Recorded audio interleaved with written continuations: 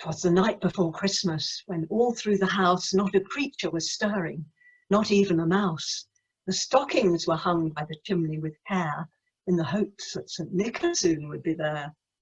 The children were nestled all snug in their beds, while visions of sugar plums danced in their heads. And Mamma in her kerchief, and I in my cap, had just settled down for a long winter's nap. When out on the lawn there arose such a clatter, I sprang from the bed to see what was the matter. Away to the window I flew like a flash, tore open the shutters and threw up the sash. The moon on the breast of new fallen snow gave the lustre of midday to objects below.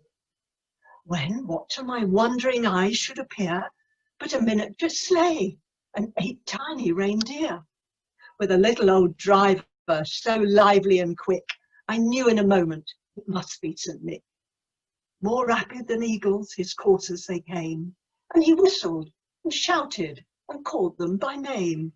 Now Dasher, now Dancer, now Prancer and Vixen, on Comet, on Cupid, on Donner and Blitzen.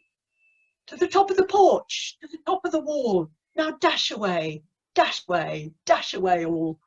As dry leaves that before the wild hurricane fly, when they meet with an obstacle, mount to the sky, so up to the housetop the coursers they flew, with the sleigh full of toys, and St. Nicholas too.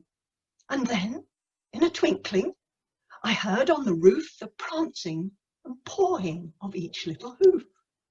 As I drew in my head and was turning around, down the chimney St. Nicholas came with a bound.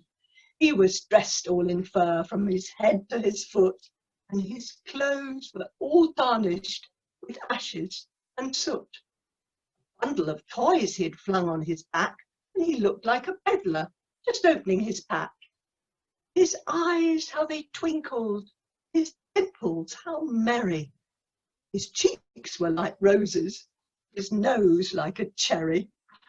His droll little mouth was drawn up like a bow, and the beard of his chin was as white as snow. The stump of a pipe he held tight in his teeth, and the smoke it encircled his head like a wreath. He had a broad face and a little round belly that shook when he laughed like the jelly. He was chubby and plump, a right jolly old elf, and I laughed when I saw him, in spite of myself.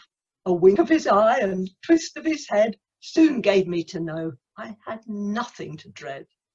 He said not a word, but went to his work and filled all the stockings, and then turned with a jerk, and laying his finger aside his nose and giving a nod, he rose, sprang to his sleigh, to the team gave a whistle, and away they all flew like the down of a thistle. But I heard him exclaim, ere he drove out of sight, "Happy Christmas to all, and to all a good night."